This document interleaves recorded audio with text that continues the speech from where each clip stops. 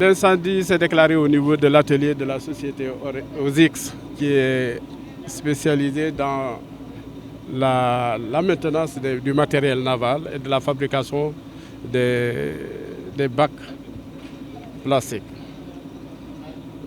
Le feu s'est déclaré dans l'atelier. Aujourd'hui, il a pris des proportions qui, grâce à l'effort consenti des sapeurs-pompiers qui sont intervenus, nous sommes parvenus à le maîtriser.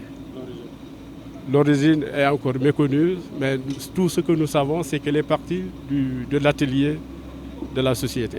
Difficile à dire, il faudra une évaluation pour pouvoir évaluer les dégâts, d'autant plus que je crois que le feu ne s'est pas limité uniquement à la structure elle-même concernée, ça a touché une autre partie de contact. Et donc à partir de ce moment, il faudra qu'une évaluation soit faite de manière à pouvoir dire exactement à quoi montent les dégâts. Non, pas de perte en vie humaine. Vous savez, je vous disais tantôt que c'est une société qui est spécialisée dans la fabrication de fibres de verre. Donc à ce titre-là, ça suppose qu'il y a du matériel, il y a importation de matériel à caractère chimique qui rentre dans la fabrication. Il y a du fibre de verre qui était dans les lieux, donc ce n'est pas facile de l'éteindre avec de l'eau seulement. Il a fallu qu'on utilise de la mousse pour pouvoir parvenir à circonscrire ce feu.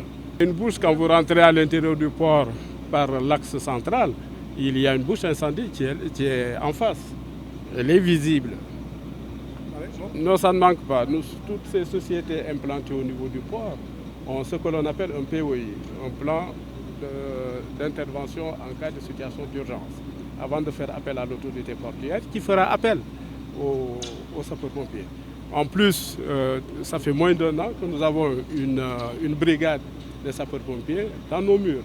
Et à l'intérieur du port, au niveau du centre opérationnel polyvalent du port, on a une partie de cette unité des sapeurs-pompiers qui est en place et qui intervient dans toutes les situations d'urgence. Vous avez dû vous rendre compte parce que l'intervention a été prompte.